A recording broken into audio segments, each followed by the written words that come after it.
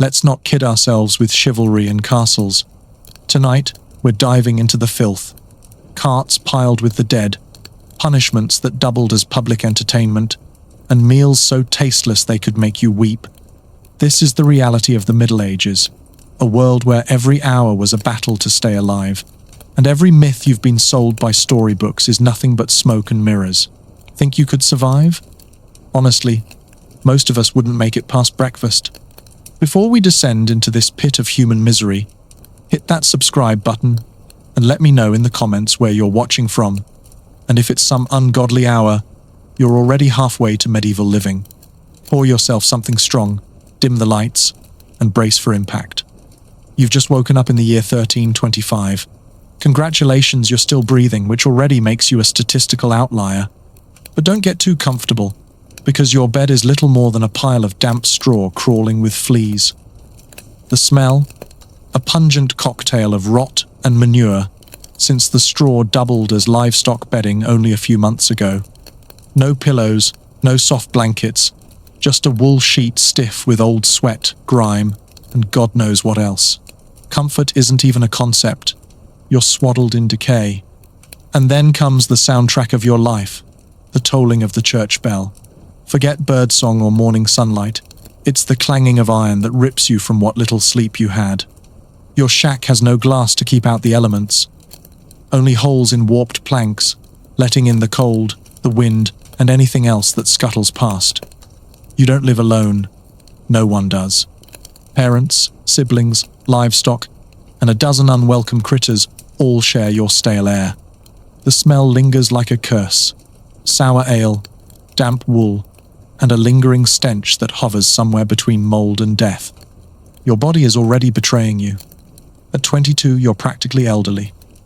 Your back groans like an old wagon, and your knees grind together as if they've been carved from stone. Every movement reminds you that life expectancy isn't just a number here, it's a looming deadline. The chill of the morning gnaws at your skin, and for a brief moment you wonder if your bones will outlast your will to rise. Rolling out of bed offers no reprieve. Some mornings, your toes sink into cold puddles from the leaking roof. Other days, they crunch into chicken droppings that remind you just how communal this life is.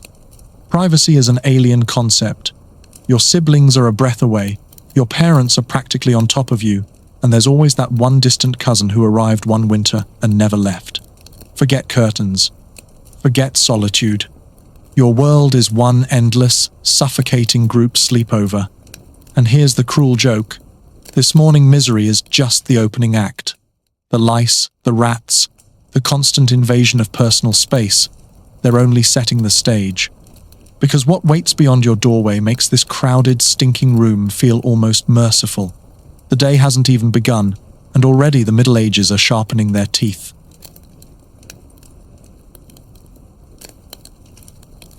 You've survived the night wrapped in straw and fleas, but now another problem hits with brutal urgency. Nature isn't politely suggesting, it's kicking down the door with both boots. And this is when you realize how spoiled you've been by the miracle of modern plumbing. Because in the Middle Ages, relieving yourself was never discreet, never hygienic, and rarely free from humiliation. Forget toilets, forget doors that lock, forget the dignity of privacy. A medieval bathroom was half endurance trial, half public spectacle, and always a gamble for your health. If you're a peasant, your lavatory is nothing more than a battered wooden bucket out back, often brimming because cousin Wulfric lost a battle with last night's dodgy stew. The stench doesn't just linger, it assaults you, a sulphurous fog that makes your eyes water. And when you're done, no pipes, no drains, no system at all. You simply hurl the contents into the street. Yes, the street. Tradition says you should shout, "Gardy Lou," before dumping it, a desperate attempt to warn anyone below. But let's be honest, no warning is quick enough. The result is a marketplace where cobblestones gleam not with rain, but with a foul cocktail of excrement, horse manure, and sludge too mysterious to name. A trip to town becomes less a walk and more an Olympic event. One wrong step, and civilization itself sends you sliding. If you're lucky enough to be in a town with communal latrines, don't expect much of an upgrade. Picture a long wooden plank with holes cut into it, every seat filled, strangers elbow to elbow as they answer nature's call together. No partitions, no curtains, just raw eye contact and awkward conversation. The smell alone could choke a mule, and taking a deep breath feels like volunteering for the plague. Here, community bonding meant synchronized bowel movements. And as for wiping, let's just say shaman was a long way off. People made do with straw, moss, old cloths, or, if they were feeling luxurious, a rag of wool. Some used nothing at all, which explains why medieval handshakes weren't exactly trending. Every gesture carried the unspoken risk of where those fingers had been. Surely the nobles fared better? Not really. Castles had garderobes, stone chutes that dropped waste directly into the moat. Efficient in theory, but in practice the smell drifted straight back into the chamber. Worse, enemy soldiers sometimes used these waste channels as a secret entrance. Imagine defending your fortress, only for invaders to crawl in through the latrine. The castle's most vulnerable point was quite literally its toilet. No matter your rank, the medieval bathroom was a nightmare. Unsafe, unsanitary, and humiliating. You could slip, choke on the stench, or find yourself sharing the moment with half the village. And remember, this is still the start of your day. You haven't even faced the horror of cleaning your teeth yet.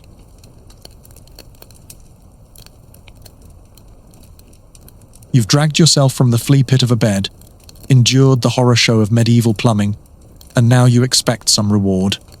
Maybe eggs sizzling in butter, bacon crisping on the pan, coffee hot enough to wake your soul. Forget it. This is the Middle Ages, and breakfast isn't about comfort. It's about choking down enough slop to keep your body from collapsing before midday. Morning here doesn't greet you with pancakes or pastries. Instead, you crouch by a smoky fire, clutching a wooden bowl filled with something that looks more like mud scraped off a wagon wheel than a meal. This is pottage, the eternal stew, bubbling away day after day, week after week, with whatever scraps happen to be thrown in. A turnip here, some grains there, a wilted onion if fortune smiles. There's no recipe, only survival. Eating it isn't nourishment so much as an act of surrender. Beside it sits bread. Not the golden loaves you're picturing, but dense black slabs of rye or barley bulked out with fillers like powdered acorns, ground up weeds, or even sawdust. It's less food, more weapon.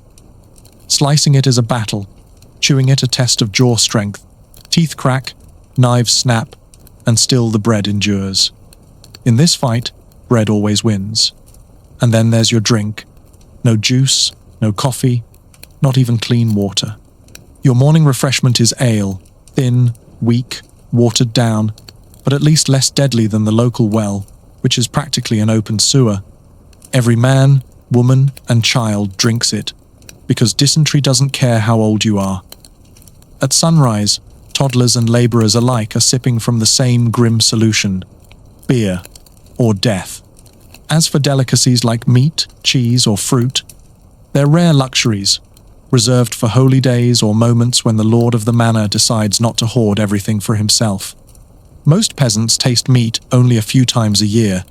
Fruit rots quickly, unless it ferments into wine, and spices are so expensive they might as well be currency. A pinch of pepper could cost more than a peasant earns in weeks, and salt was guarded like treasure, locked away as if it were gold. The cruel irony is that food doesn't only fail to nourish you, it actively works against you. Grains are often mildewed. Meat, when you do get it, is riddled with parasites, and bread can be so badly baked it poisons entire families with ergot fungus. Eating in the Middle Ages wasn't just joyless, it was dangerous. Every mouthful carried the risk of sickness, as though the very act of survival was trying to thin the herd. So you gnaw on your rock-hard bread, wash it down with your weak ale, and try not to notice the suspicious nibble marks in your pottage, the rat that got there before you. Breakfast here doesn't fuel you, it mocks you. It's a grim reminder that survival is the only flavor on the menu. And the cruel twist? Once you've swallowed this punishment, the real trial begins, because the workday is waiting. And in medieval Europe, work doesn't just tire you, it decides whether you live to see tomorrow.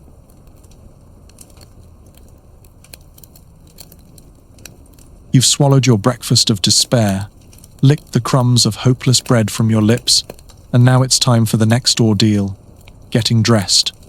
Don't imagine colourful silks, flattering cuts, or even something as basic as comfort. Medieval fashion isn't about individuality. It's about surviving in whatever scrap of cloth hasn't rotted clean off your back. Your wardrobe is singular in the literal sense. One outfit. Not one per season, not one for work and one for rest. Just one. A rough wool tunic, or a coarse linen shift, worn every day, in every season, until it begins to disintegrate into fibers or fuse itself to your skin. The idea of a new look is laughable. Your outfit is your uniform, your shield, and your punishment, all rolled into one itchy bundle. Underwear? Technically optional, but not in any glamorous sense. If you're lucky, you own a thin linen underlayer to keep the wool from flaying your skin. If not, you're marching through life bare beneath coarse fabric that rubs you raw at every seam. Tailoring here doesn't mean elegance. It means thread stitched together, as if by someone in the dark with shaking hands. Every seam feels like a splinter. Every fold is a reminder that comfort is a luxury meant for no one. And laundry? Forget it. Your clothes reek like a battlefield. They stiffen with layers of sweat, mud, and the unholy cocktail of whatever you rolled in last week. When the smell finally forces you to attempt to wash, it's an entire day's work. Haul buckets from the nearest river, boil water over a fire, scrub the fabric with ashes or caustic lye, and then wait for the sun to appear, if it ever does. Most of the time, you just keep wearing the filth. After all, what's one more stain? Shoes don't offer salvation. If you own any, they're crude lumps of untreated leather hacked together with weak stitching, collapsing after a few days in the mud. Comfort-wise, they're no better than strapping soggy bark to your feet. Many peasants skip shoes entirely, trudging barefoot through puddles of dung, mud, and plague water. Every step is a gamble between sharp stones, festering cuts, and infections that spread faster than gossip at market. Meanwhile, your body becomes an all-you-can-eat buffet for vermin. Fleas, lice, and bedbugs don't discriminate, prince or peasant, everyone scratches.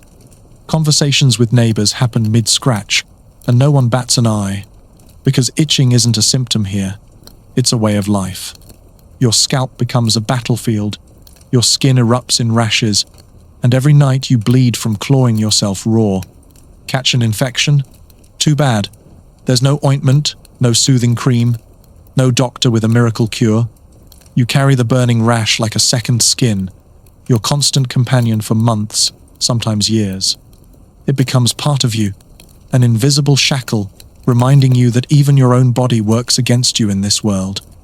Congratulations, you are now dressed for the day, if dressed means wrapped in filth, swarmed by parasites, and guaranteed to itch until you bleed. Forget fashion, forget comfort. In medieval Europe, clothes aren't a statement, they're just another punishment you can't take off. And now, itchy and miserable, you shuffle out the door to work yourself to the bone. Because here, clothing isn't casual wear, it's survival wear.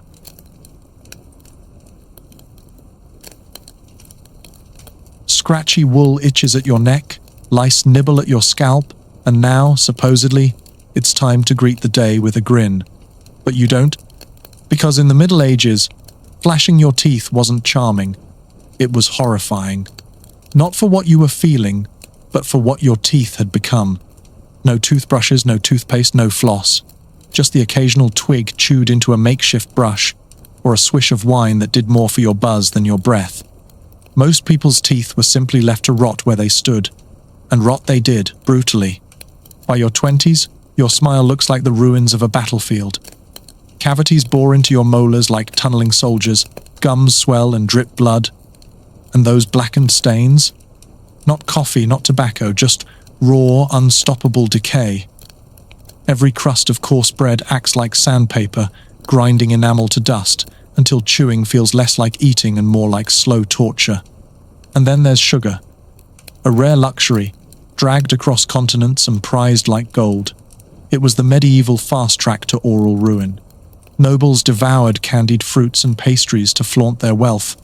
But what they really flaunted were blackened stumps in their mouths. Peasants fared no better. Year after year of gnawing stone-hard loaves and swallowing gritty pottage left their teeth worn flat, like tombstones weathered by centuries of rain. Pain was constant, gnawing at the skull with a dull, relentless throb. Toothache wasn't a passing ailment, it was a way of life. You prayed, you drank, until the ache blurred into drunken fog. And when that failed, you reached for pliers. Self-extraction wasn't an act of madness, it was medicine. And if you wanted professional help, enter the barber surgeon. The man who cut your hair was also the one trusted to hack into your jaw. Imagine it, flickering candlelight, an iron hook, no anesthetic. He braces himself, you howl like an animal, and when the tooth finally rips free, sometimes with a shard of bone still clinging, your nightmare has only begun. Infection was the silent executioner. With no antibiotics, a single rotten molar could spread poison through your blood and end your life quicker than a plague cart could carry you away. And romance? Forget it. Halitosis was universal, the stench of decay clinging to every kiss. Love wasn't about a dazzling smile, it was about livestock, land, and survival. A mouthful of ruins didn't matter if you owned a fattened pig. Your teeth, your gums, your breath, they were all a war zone, and you were losing ground every day. But the aching in your skull was only the prelude. The true punishment of medieval life was waiting outside the door. Endless toil, blistering labor, and a body kept alive just long enough to keep breaking.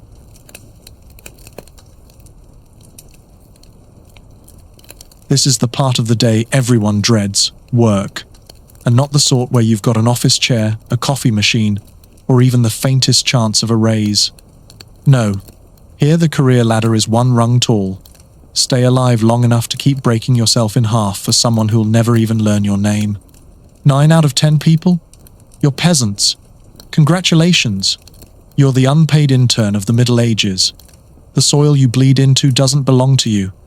It's the property of a lord who feasts while you gnaw at crusts of bread hard enough to chip teeth. Your arsenal? A warped hoe, a sickle that's more rust than metal, and the brittle bones you haven't snapped yet. Forget weekends. Forget days off. The sun is your alarm clock. The dark is your punch-out. And every hour in between is labor. Sundays are technically for rest, unless you're harvesting, patching a leaking roof, or praying that the pus oozing from your foot doesn't turn into an early grave. The work itself? Backbreaking doesn't even begin to cover it.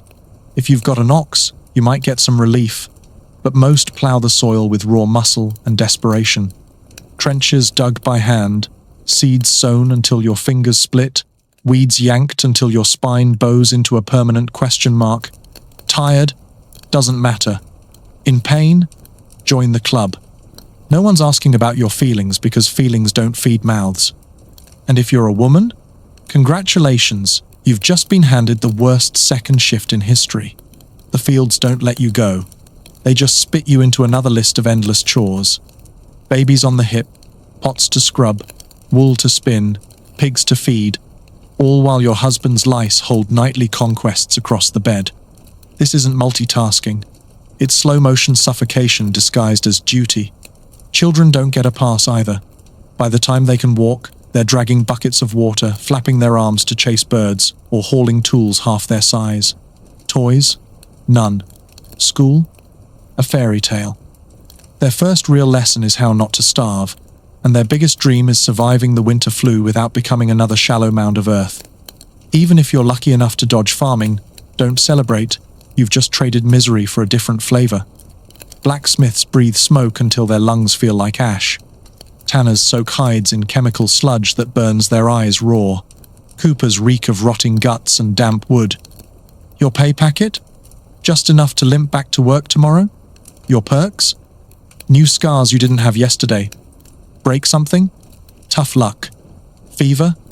Drink ale, cough, and keep hammering. Because here, there's no pause button.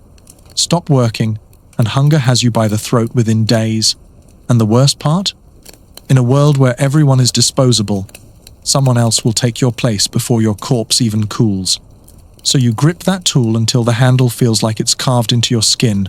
Ignore the rivers of blisters running across your palms and keep moving. Because in this world, your career isn't a calling, it's a brutal test of stamina, where the only promotion waiting at the end is 6 feet of dirt. And just when you think nothing could make it harsher, remember, one bad harvest, one sick cow, one accident with a blade, and your whole family's survival goes up in smoke. It's not just your back on the line, it's everyone you love, hanging by the thinnest thread of your labor.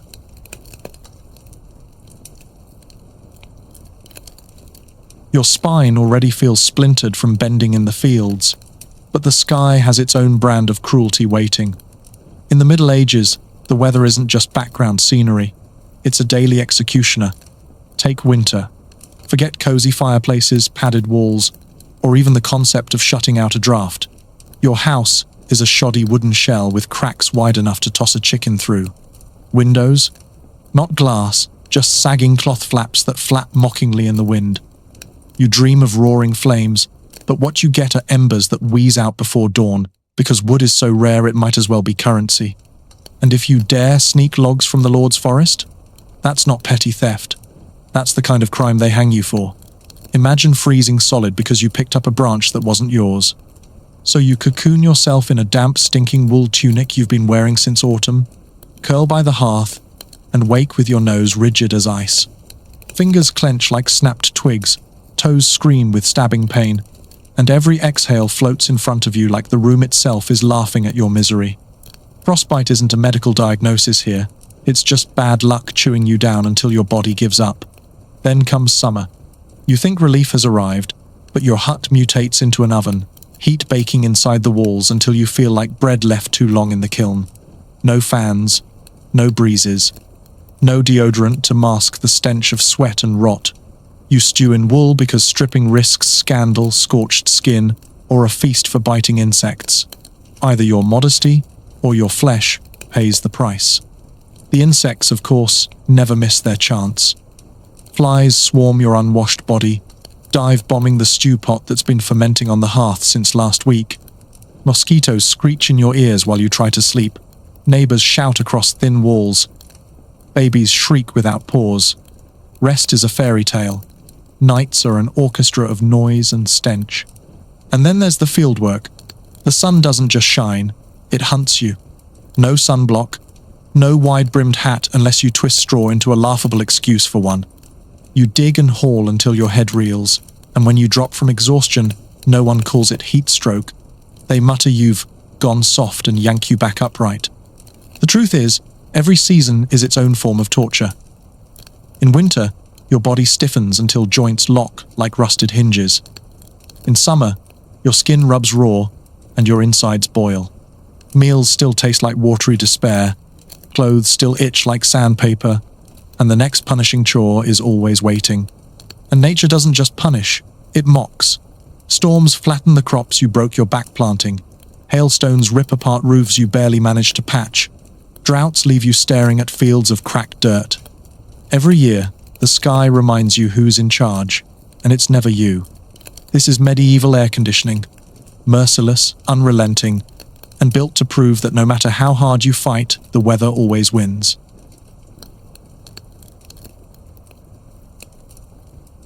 Thirsty?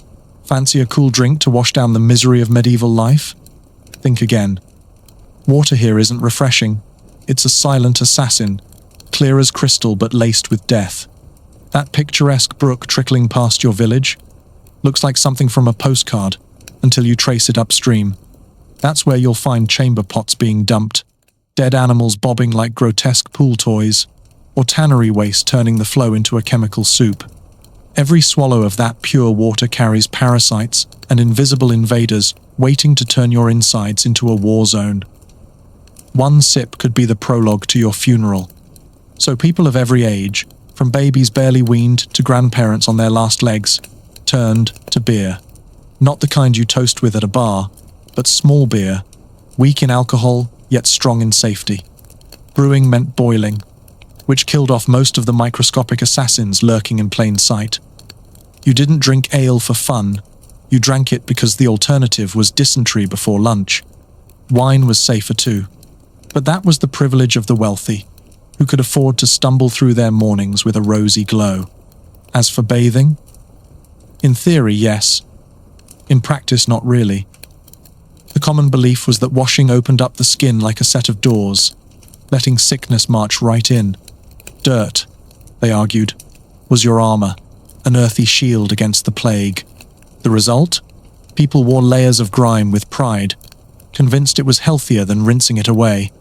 Medieval deodorant came down to a simple motto: stay dirty, stay alive. Bathhouses did exist, briefly, until they devolved into dens of gossip, scandal, and extracurricular activities better left in whispers.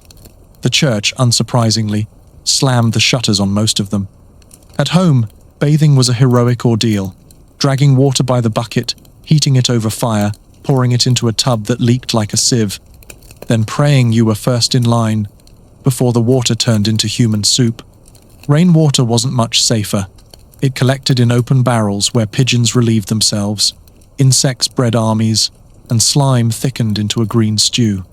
Imagine scooping a drink only to find half a mosquito wriggling down your throat. That was refreshment, medieval style. And it wasn't just about thirst or hygiene. Water poisoned your food too. Soups, porridges, and broths all started with the same contaminated source, meaning your hot meal often came with a side of intestinal ruin. Even farming wasn't spared. Irrigating with foul water meant crops could carry sickness straight from soil to stomach. Nature's most basic gift had been transformed into a loaded dice roll with every use. So in this world, water wasn't life, it was roulette. Every gulp, every wash, every splash on your face was a gamble with death. One unlucky swallow, and you'd be curled on straw, drenched in sweat, clutching your belly, and cursing the day you trusted something that looked so clean. Next time you pour a glass straight from the tap, raise it high. For our ancestors, that miracle of safe hydration would have been nothing short of sorcery.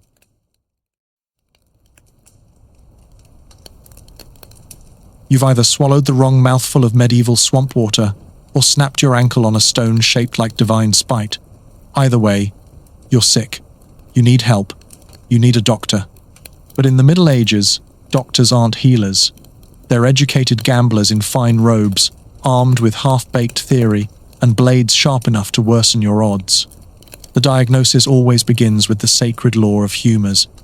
No matter your ailment, rash, fever, plague, or a bone poking through the skin, the cause is obvious. Your 4 bodily fluids are out of whack. Blood, phlegm, yellow bile, black bile. You're basically a soup pot, and too much of one ingredient means you're spoiling. Fever? You're boiling over with blood. The fix? Drain it.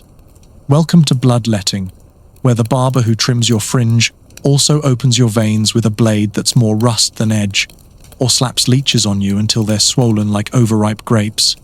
You walk in for a shave and leave paler than chalk.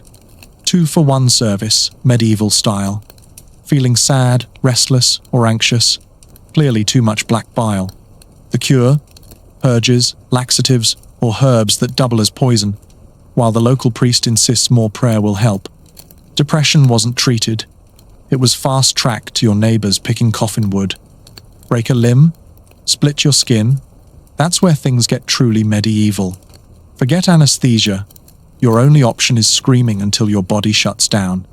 Surgeons wield knives, sterilized, by waving them theatrically through flame, but otherwise caked in the ghosts of previous patients. Germ theory doesn't exist. Infection is explained away by bad smells, cursed stars, or the fact you lusted after the wrong neighbour. If you don't improve, the remedies only escalate. More leeches, more bloodletting, bizarre poultices of mashed bugs and mould, all stinking worse than the wound itself. When that fails, a priest arrives, not with medicine, but with last rites. In this world, death isn't a failure of treatment, it's God's prescription.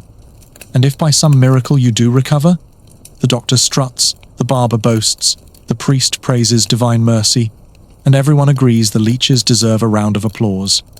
Survival was never proof of science, it was just luck wearing a halo. But here's the darker truth. Many cures were designed not just to heal, but to display authority. Pain was proof the treatment was working. The more you bled, the more convinced they were that your balance was being restored. Medicine wasn't just survival. It was ritualized suffering, dressed up as wisdom. So yes, medieval medicine wasn't about getting better. It was about enduring the cure long enough to limp back to work, praying your sickness didn't return for round 2.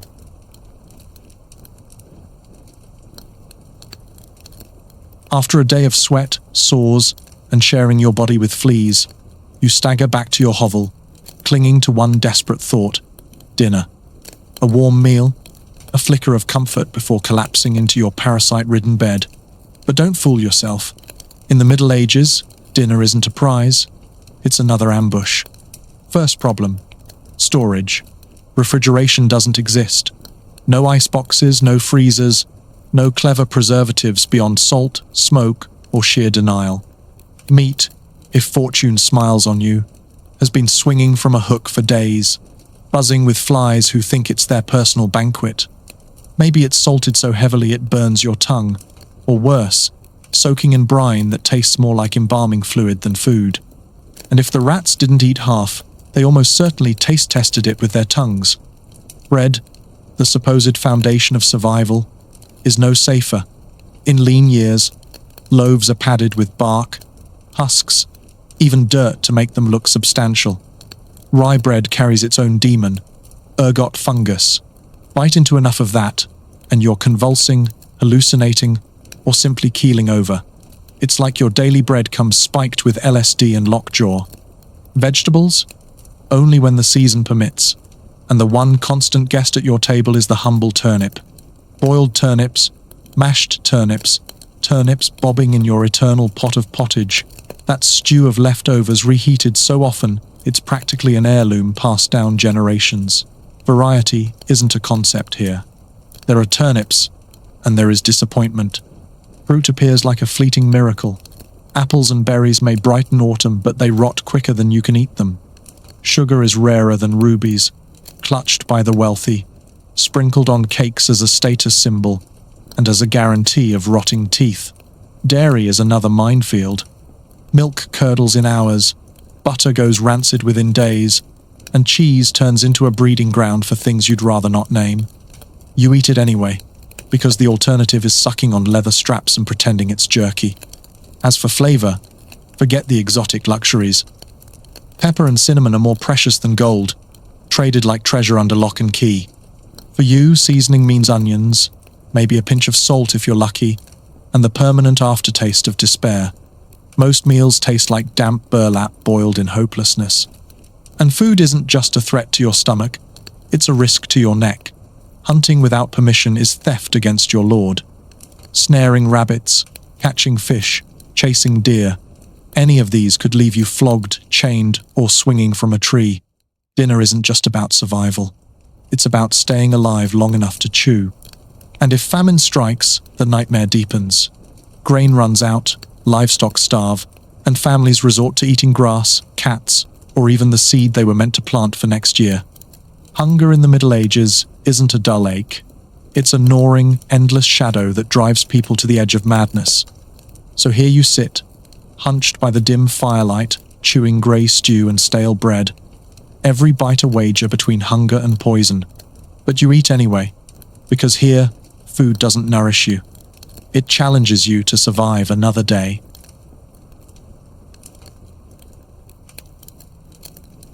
Night falls. Your bones groan, your belly churns with questionable stew, and you pray the day is finally over. Don't relax. In medieval Europe, you're never off the hook. God is watching. The priest is watching, and so is your neighbour Agnes, who will gleefully whisper to the clergy if you dare skip Mass. Religion isn't a slice of daily life. It is the skeleton holding it together, and the chains binding it tight. The church is the landlord of your soul, demanding rent in prayers, coins, and submission. It shapes your calendar, your laws, your rituals, your very sense of right and wrong. From baptism to burial, the church hovers over you like an auditor, and the bill is always overdue. Your hours are carved by bells. At dawn, at noon, at dusk, they toll, not to tell time, but to remind you that God's stopwatch never stops ticking. Miss a prayer? Sin. Forget the sign of the cross? Sin. Sneak meat on Friday?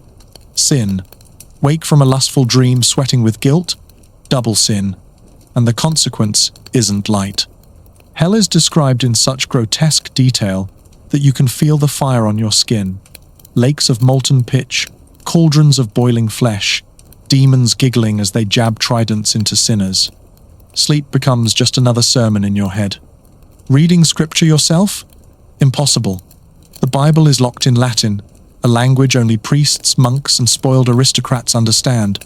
For everyone else, the priest's word is law. If he insists your blighted crops are punishment for laziness in prayer, then you drop to your knees until they bleed raw. Doubt isn't just dangerous, it's irrelevant. Then there's the tithe.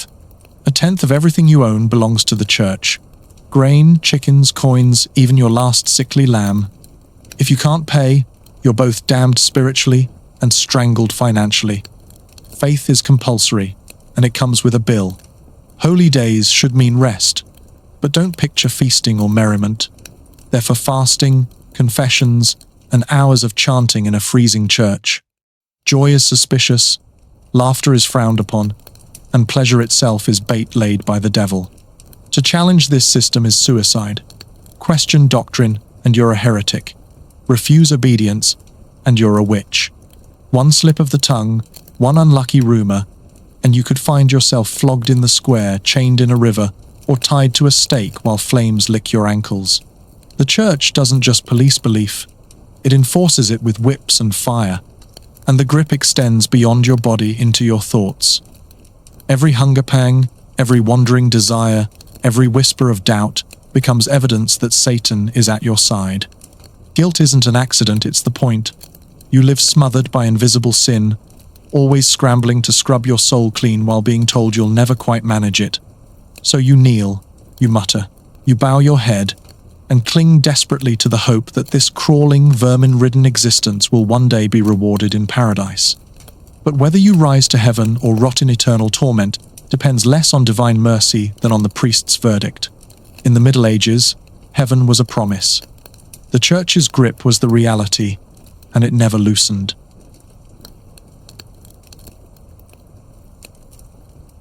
If you think being a medieval peasant was hell, try doing it as a woman. Every ounce of mud, hunger, and bone-deep exhaustion men endured, plus childbirth, forced silence, and the honor of being treated as a walking afterthought. In the Middle Ages, being female was like playing life on hard mode. No cheats, no second chances, and the ending is always the same. From your first cry, your path is locked. Grow up, marry, serve, die. School? Unlikely. Unless you're a noble girl tucked into a convent, your education ends the moment you've mastered stitching seams, churning butter, and swallowing your own opinions. The very idea of personal fulfillment doesn't exist. You exist to fulfill everyone else's needs. Marriage doesn't wait for adulthood. By 12, you might already be betrothed. By 14, pregnant. Love plays no role. It's a contract signed in cows and land, not affection. Once tied down, you're not a wife, you're property. Your job is to feed, obey, and produce heirs. Speak too much, and you're branded a nag. Speak too sharply, and suddenly you're a witch. And witches don't get second chances. They get drowned, hanged, or burned, depending on which spectacle the village fancies that week. Then comes childbirth, the bloodiest lottery ticket you'll ever scratch. No prenatal care, no clean instruments, no drugs, just agony, sweat, and the very real possibility of death. Midwives do their best, but one wrong turn of fate and you or the baby, or both, are gone. Some women endure a dozen pregnancies, many never live past their second. Survival doesn't grant rest. Within days, you're back in the fields or by the hearth, infant strapped to your chest, body torn but expected to function. Recovery isn't a word anyone bothers to use. And heaven help the women who fall outside the script. Unmarried, suspect, widowed, vulnerable, too clever, too confident, or too strange, a witch in the making. All it might take is a scowl at the wrong neighbor during a bad harvest, and suddenly you're bound to a post, smoke curling at your feet. Even within the church, the supposed sanctuary, women's devotion is clipped short. Nuns live cloistered, hidden, silenced. Their faith considered a lesser version of male holiness. Their worth is measured not in their devotion but in how obediently they disappear. And in between it all lies the constant grinding humiliation, the jokes at your expense, the invisible labor that keeps households running but earns no credit, the endless expectation to smile while suffering. Even in a world where misery was universal, women were somehow tasked with enduring it politely. To be a woman in the Middle Ages meant bending until you broke, and doing it with grace. Because in a society drowning in hardship, women weren't just surviving misery, they were expected to decorate it.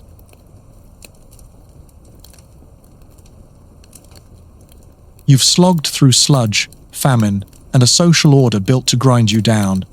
Maybe you dodged plague, survived childbirth, or outwitted a goat with homicide in its eyes.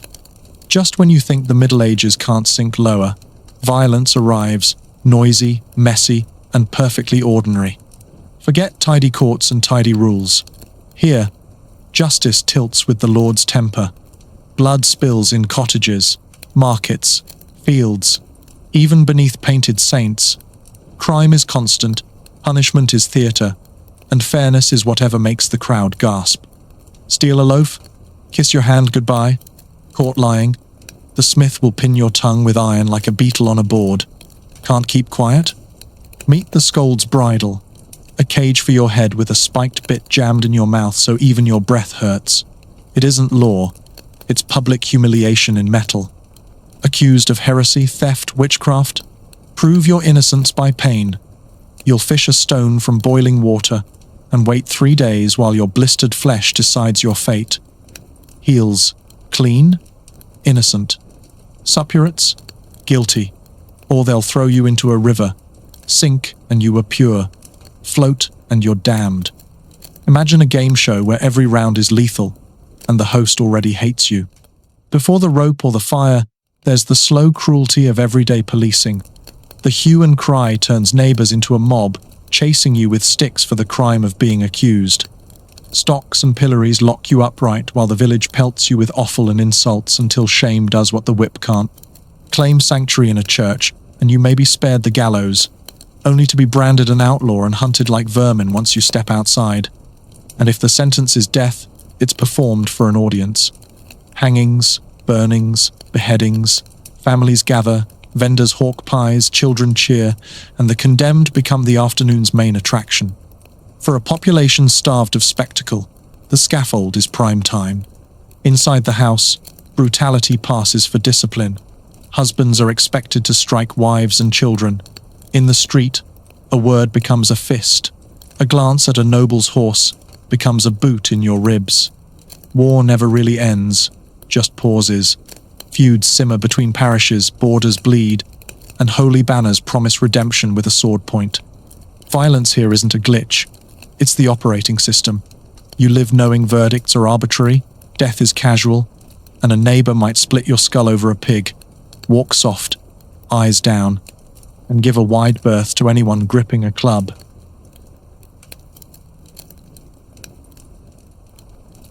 You've crawled through muck, hunger, disease, and the occasional neighbor swinging a club. You've endured lice chewing your scalp, leeches draining your veins, and clothes that never knew soap. But the Middle Ages has one final certainty, waiting for you, death. And it doesn't come noble or poetic. It comes suddenly, without dignity, and almost always too soon. Make it past 40, and you're practically a freak of nature. They'll call you the Ancient One, not out of respect, but because you've outlived the odds. Most people never get close. Average life expectancy hovers around 30, dragged down by the massacre of childhood mortality. Nearly half of all children never made it to 5. A chill, a fever, a bowl of spoiled stew, any of them could snuff out a child before they ever learned to speak their prayers. No vaccines, no penicillin, no second chances. Childhood wasn't innocence, it was survival roulette. If you staggered into adulthood, your body was already battered. Work began as soon as you could drag a bucket, and by your 20s you creaked like an old church door. Teeth rotted early, bones broke and healed crooked, and hope usually died long before you did. For women, childbirth loomed as the deadliest gamble. No clean tools, no anesthesia, just whispered prayers, boiling water, and a straw bed slick with blood. The question wasn't if childbirth would kill you. It was when. Men carried their own risks. Farming accidents, mangled limbs, wounds festered until they stank. Brawls ended with skulls cracked open. Wars, raids, bandits, or even a bored tax collector could erase you before sunset. Then there were the great predators. Famine, leaving villages skeletal, and plague, which could erase half a town in weeks. Even your bread could betray you. Rye tainted with ergot fungus left people convulsing, hallucinating devils, and dying in agony. Funerals for peasants were as plain as life itself. If you were lucky, a shallow pit, a quick prayer, and a hasty mound of dirt. If not, you were tossed into a plague trench, nameless among hundreds. No carved coffins, no flowers, no solemn procession. The earth devoured you, and the world moved on. And death wasn't only feared, it was constant theatre. Bells tolled endlessly, reminding everyone of plague pits nearby. Artists painted skeletons dancing with kings and peasants alike, hammering home the message, nobody escapes. Death wasn't hidden. It was the wallpaper of medieval existence, a neighbour who never stopped knocking. So yes, life in the Middle Ages was short, merciless, and always shadowed by death's hand. There was no retirement, no golden years, no gentle fade-out. You didn't step away from labour, you simply stopped appearing. And with that, your medieval day and your medieval life ends the only way it could. In a world where survival was fleeting, death was the one promise always kept.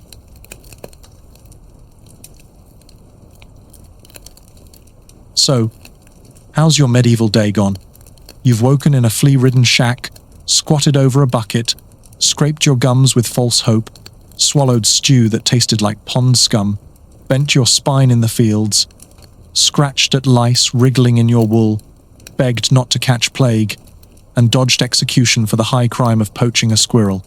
Congratulations, you've just survived a single day in the Middle Ages. Still picturing yourself as a knight in shining armour? Best let that fantasy go. The glossy tail, glittering steel, maidens waving from towers, feasts by candlelight, is just that, a tale. Reality was harder, bloodier, and utterly merciless. Social rank was fixed like stone. Born a peasant, you'd die a peasant. Born a noble, you had furs and wine, sure, but your castle was an icebox crawling with fleas, your marriage a political contract colder than the walls, and your odds of dying from a minor wound depressingly high. Even the wealthy were one bad meal away from dysentery, or a splinter that rotted them into the grave. Luxury, medieval style, was still misery, just with better tableware. And those so-called simpler times? They weren't simple. They were brutal. Every act of survival took hours of sweat and risk. Childbirth could kill, bread could poison, and chewing too hard could snap your teeth. Life wasn't a pastoral idyll. It was a relentless endurance test with no finish line. And for most, there was no escape. Generations were born, worked, and buried within the same parish, never seeing beyond the horizon of their village. Yet here's the miracle. In the cracks of all that suffering, people still found joy. They sang bawdy songs in taverns, told wild stories around smoky hearths, stole kisses in the shadows, and laughed at life's absurdities. Not because times were kind, but because human beings are stubbornly, ridiculously hopeful, even when surrounded by rot and ruin. So tonight, when you collapse into a clean bed, in a warm room, with medicine in the cupboard and water that won't betray you, pause. Whisper thanks to the modern age, and to the millions who clawed through plague, famine, and feudal cruelty so you wouldn't have to. And remember, what we call comfort today was bought by centuries of suffering. Every sip of clean water, every painkiller, every light switch, that's the real fairy tale ending our ancestors never got.